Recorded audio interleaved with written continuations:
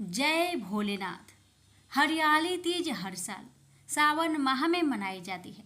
इस दिन सुहागन महिलाएं निर्जला व्रत रखती हैं और भगवान शिव और माता पार्वती की पूजा करती हैं। यह व्रत पति के दीर्घ आयु और वैवाहिक जीवन में सुख और समृद्धि लाने के लिए रखा जाता है। इस व्रत में कठिन नियमों का पालन करना होता है।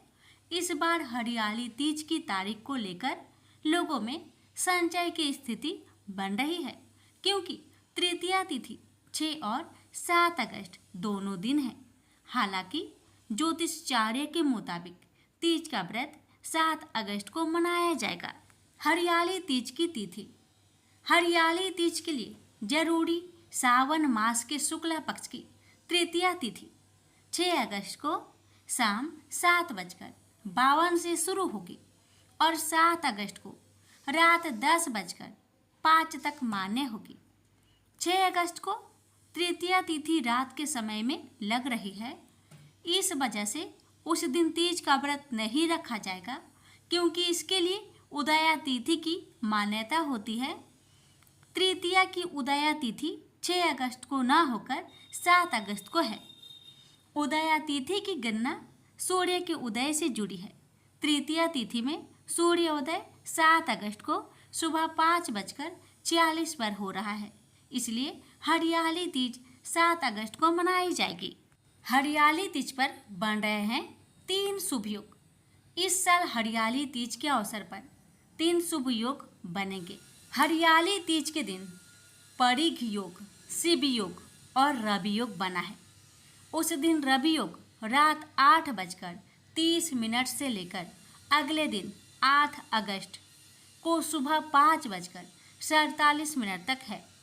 वहीं परिघ योग प्रातः काल से लेकर सुबह 11:42 तक है और उसके बाद शिव योग लगेगा। शिव योग अगले दिन पारण तक रहेगा।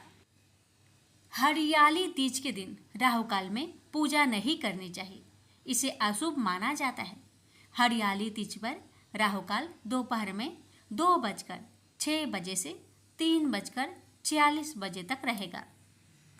प्यारे भक्तों, अब जानिए हरियाली तीज में किन बातों का ध्यान रखना चाहिए। हरियाली तीज व्रत के दिन सूर्योदय से पूर्व सारगी खाते हैं, फिर सूर्योदय के साथ ही निर्जला व्रत प्रारंभ हो जाता है। सारगी के समय ही ठीक से पानी पी ले। यदि आपकी सेहत ठीक नहीं है तो आपको निर्जला व्रत करने से बचना चाहिए। यह आपकी सेहत पर बुरा प्रभाव डाल सकता है। हरियाली तीज व्रत रखने वाली महिलाएं पूजा के समय माता गौरी को श्रृंगार की सामग्री जरूर अर्पित करें। पूरे व्रत में ब्रह्मचार्य का नियमों का पालन करें। ज्योतिषाचार्यों के अनुसार हरियाली तीज की पूजा दोपहर के बाद ही होती है। इस दिन महिलाएं झूला झूलती है, जो कि जरूरी रस्म होती है। इसके अलावा घेवर खाती है। असल में इस पर्व का नाम मधुश्रवा हरियाली तीज है। यह नाम इसलिए पड़ा कि इसमें मधु टपकता है, मिष्टान खाने को मिलते हैं। खासकर नवविवाहिता की पहली तीज पर खास आयोजन होता है। ससुराल से उसके लिए सिधारा आता है। इसमें घेवर, फेनी, कपड़े, मिष्टान, फल आदि आते हैं। प्यारे भक्तों, अब हम श्रवण करेंगे हरियाली तीज की पावन कथा। एक बार की बात है, जब भगवान शिव माँ पार्वती को उनके पूर्व जन्म के बारे में याद कराते हुए कहते हैं कि हे पार्वती, तुमने मुझे पति रूप में पाने के लिए हिमालय पर कठिन तपस्या की थी। यहाँ तक कि तुमने अन्न और जल के साथ साथ सर्दी, गर्मी, बरसात जैसे सभी ऋतुओं में बहुत कष्ट सहा है। तुम्हारी तपस्या देखकर तुम्हारे पिताजी पर्वतराज बहुत दुखी हुए थे। तब एक दिन नारद मुनि तुम्हारे घर आए और उन्होंने तुम्हारे पिताजी से कहा कि मैं भगवान श्री हरि विष्णु के भेजने पर यहाँ आया हूँ। विष्णु जी आपकी पुत्री की तपस्या से बेहद प्रसन्न हुए हैं और वह उनके साथ विवाह करना चाहते हैं। तब नारद मुनि की बात सुनकर तुम्हारे पिताजी अत्यंत प्रसन्न हुए और उन्होंने नारद जी से कहा कि वह विवाह के प्रस्ताव को स्वीकार करते हैं। यह सुनते ही नारद मुनि विष्णु भगवान के पास जाते हैं और उन्हें सूचित करते हैं। फिर भगवान शिव माता पार्वती से कहते हैं कि जब तुम्हारे पिताजी ने यह खबर तुम्हें सुनाई तो काफी दुख हुआ, क्योंकि तुम मुझे पति के रूप में स्वीकार कर चुकी थी। इसके बाद तुमने अपने मन की पीड़ा अपनी सखी को सुनाई। तब तुम्हारी सखी ने एक घने जंगल में रहने का सुझाव दिया था। उसके बाद तुम बिना किसी को बताए वन में चली गई और जंगल में मुझे प्राप्त करने के लिए तुमने कड़ी तपस्या की। अब तुम्हारे अचानक लुप्त हो जाने की बात तुम्हारे पिताजी को पता चली तो वह बेहद चिंतित हुए थे। वह सोचने लगे थे कि इस बीच अगर भगवान विष्णु बारात लेकर आ जाएंगे तब क्या होगा। उसके बाद भगवान शिव माता पार्वती को आगे कहते हैं कि तुम्हारे पिताजी तुम्हें खोजते खोजते धरती पाताल को एक कर दिया था, लेकिन तुम उन्हें नहीं मिली, क्योंकि तुम उस समय एक गुफा में रेत से शिवलिंग बनाकर मेरी आराधना में पूरी तरह से लीन थी। अब मैं तुम्हारी तपस्या से प्रसन्न होकर तुम्हें मनोकामना पूरी करने का वचन दिया था। अब इसी बीच तुम्हारे पिता ढूंढते हुए वहां तक आ पहुंचे और फिर तुमने उन्हें अपनी पूरी बात बताई। तुमने बताया कि मैं अपने जीवन शिव को पति रूप में प्राप्त करने के लिए तप में बिताया था और आखिर वह तपस्या सफल हो गई। फिर तुमने अपने पिताजी से कहा, मैं आपके साथ घर तभी चलूंगी जब आप मेरा विवाह विष्णु से नहीं करवाएंगे। फिर पर्वतराज तुम्हारी बात माने और उन्होंने पूरी विधि विधान के साथ हमारा विवाह संपन्न कराया था। प्रेम से बोलिए हर हर महादेव। माता पार्वती की जय। प्रेम से बोलिए गणेश जी महाराज की जय। एक समय की बात है, एक भाई बहन रहते थे। बहन का नियम था कि वह अपने भाई का चेहरा देख ही खाना खाती थी। हर रोज वह सुबह उठती थी और जल्दी जल्दी सारा काम करके अपने भाई का मुंह देखने के लिए उसके घर जाती थी। एक दिन रास्ते में एक पीपल के नीचे गणेश जी की मूर्ति रखी थी। उसने भगवान के सामने हाथ जोड़कर कहा कि मेरे जैसा अमर सुहाग और मेरे जैसा अमर पिहर सबको दीजिए। यह कहकर वह आगे बढ़ जाती है।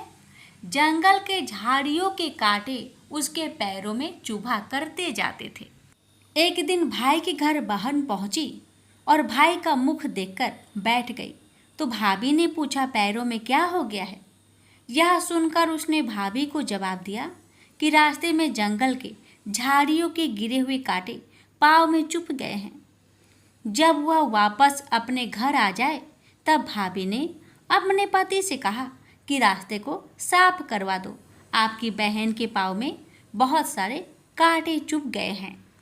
भाई ने तब कुल्हाड़ी लेकर सारी झाड़ियों को काटकर रास्ता साफ कर दिया, जिससे गणेश जी का स्थान भी वहां से हट गया। यह देखकर भगवान गुस्सा हो गए और उसके भाई के प्राण हर लिए। लोग अंतिम संस्कार के लिए जब भाई को ले जा रहे थे तब उसकी भाभी रोते हुए लोगों से कही, थोड़ी देर रुक जाओ, उसकी बहन आने वाली है। वह अपने भाई का मुख देखे बिना नहीं रह सकती, उसका यह नियम है। तब लोगों ने कहा, आज तो देख लेगी पर कल कैसे देखेगी। रोज दिन की तरह बहन अपने भाई का मुंह देखने के लिए जंगल में निकली। तब जंगल में उसने देखा कि सारा रास्ता साफ किया हुआ है। जब वह आगे बढ़ी तो उसने देखा कि सिद्धि विनायक को भी वहां से हटा दिया गया है। तब उसने जाने से पहले गणेश जी को एक अच्छे स्थान पर रखकर उन्हें स्थान दिया और हाथ जोड़कर बोली, भगवान मेरे जैसा अमर सुहाग और मेरे जैसा अमर पिहर सबको देना। और फिर बोलकर आगे निकल गई। भगवान तब सोचने लगे, अगर इसकी नहीं सुनी तो हमें कौन मानेगा, हमें कौन पूजेगा। तब सिद्धि विनायक ने उसे आवाज़ दी, बेटी इस खेजड़ी की 7 पत्तियां लेकर जा और उसे कच्चे दूध में घोलकर भाई के ऊपर छींटा मार देना, वह उठकर बैठ जाएगा। यह सुनकर जब पीछे मुड़ी तो वहाँ कोई नहीं था। फिर वह यह सोचने लगी कि ठीक है, जैसा सुना वैसा कर लेती हूँ। फिर वह 7 खेजड़ी की पत्तियाँ लेकर अपने भाई के घर पहुँची। उसने देखा वहाँ कई लोग बैठे हुए हैं। भाभी बैठी रो रही है और भाई की लाश रखी है। तब उसने उस 7 पत्तियों को बताए हुए नियम के तहत भाई के ऊपर इस्तेमाल किया। तब भाई उठकर बैठ गया। भाई बोला बहन से, बोला मुझे बहुत ही गहरी नींद आ गई थी। तब बहन बोली यह नींद किसी दुश्मन को भी ना आए, और उसने सारी बात अपने भाई को बता दी। तो मान्यता के अनुसार ये है गणेश जी की चमत्कारी कथा। प्रेम से बोलिए गणेश भगवान जी की जय हो।